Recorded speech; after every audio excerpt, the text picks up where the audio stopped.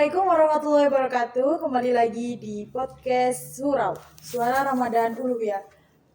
Kali ini kita kedatangan tamu spesial dari Prodi KPI, yaitu Kak Lutfiatus Saadah. Nah, sebelum itu kita sapa terlebih dahulu ya, agar kita bisa mengenal Kak Lutfiatus Saadah. Assalamualaikum Kak. Waalaikumsalam. Kakak, bagaimana kabarnya untuk hari ini? Alhamdulillah baik. Alhamdulillah kalau gitu. Nah, di sini kita akan sharing-sharing mengenai pengalaman Kak Lutfiatus Saadah dalam menghafalkan Al-Quran. Nah, sebelum itu saya ingin bertanya, kakak, bagaimana kakak bisa tertarik untuk menghafalkan Al-Quran?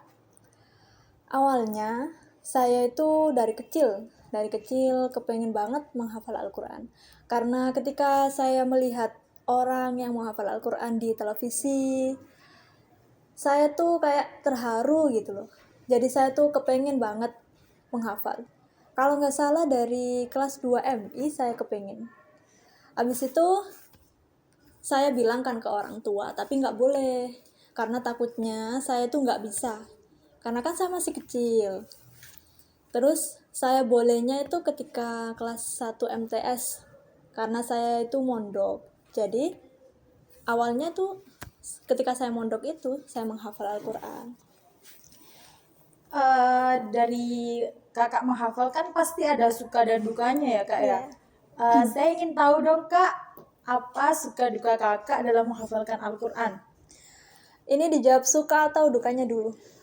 Terserah kakak, sukanya juga boleh, dukanya juga boleh. Oke, saya jawab dukanya dulu ya.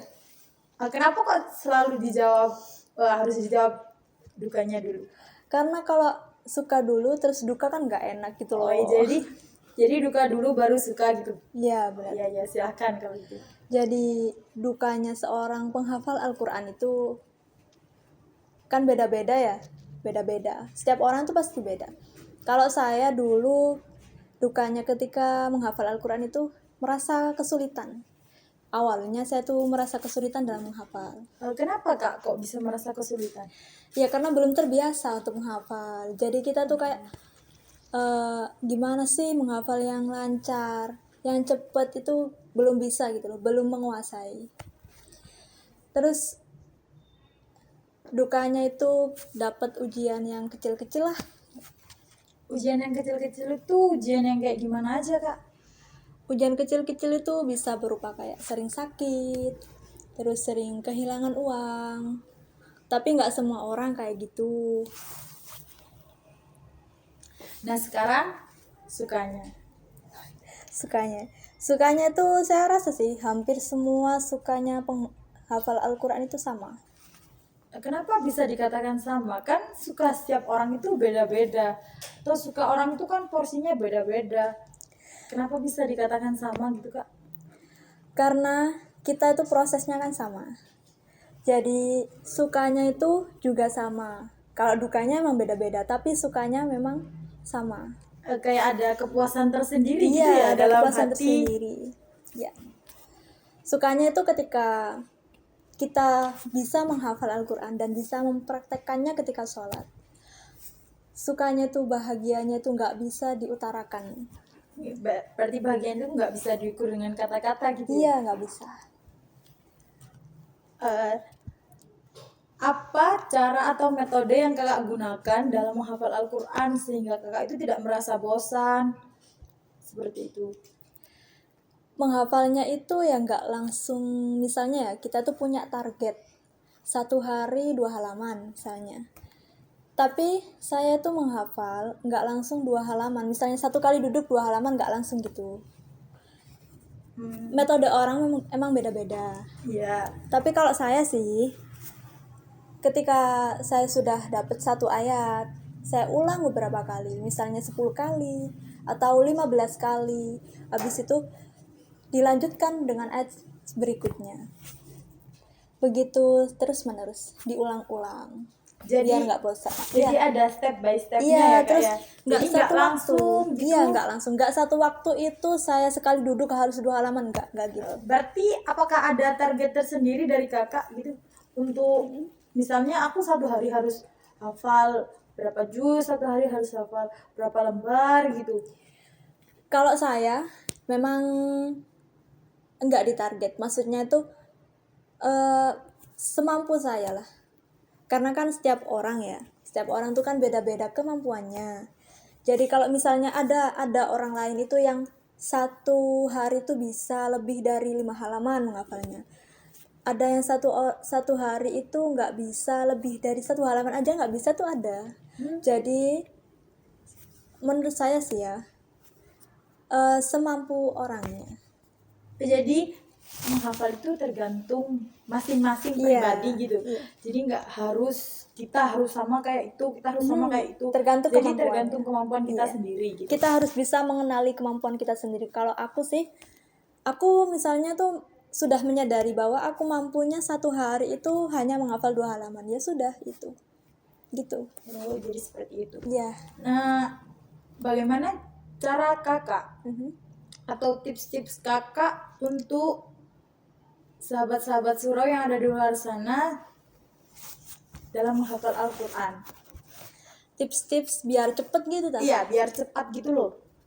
Jadi kita tuh harus bisa mengenali waktu yang pas buat menghafal Al-Quran. Waktu yang pas itu gimana ya kak?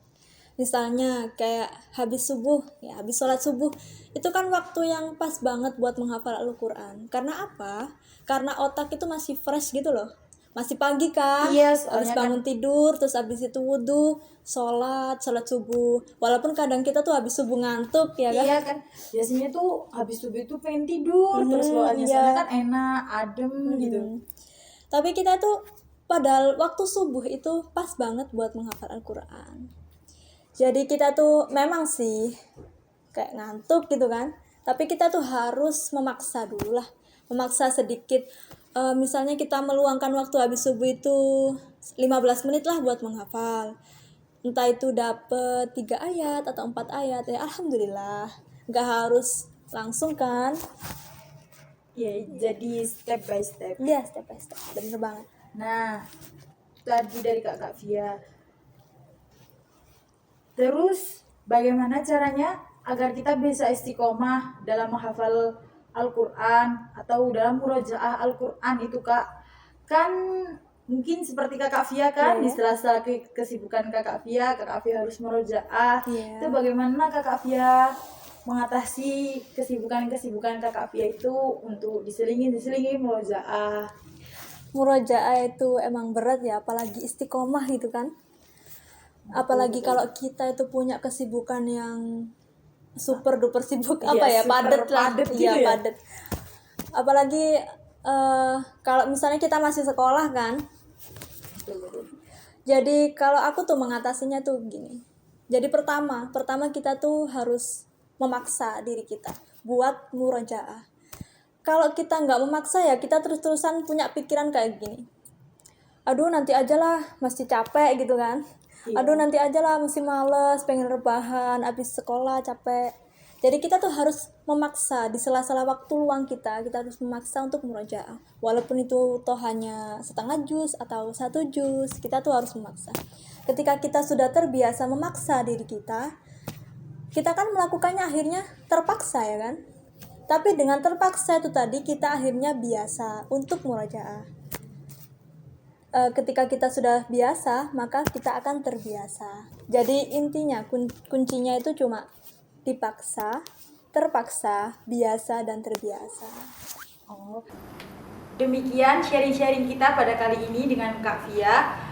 Saya Widya Rostalika dan kru yang bertugas. Mohon maaf apabila ada salah. Wassalamualaikum warahmatullahi wabarakatuh.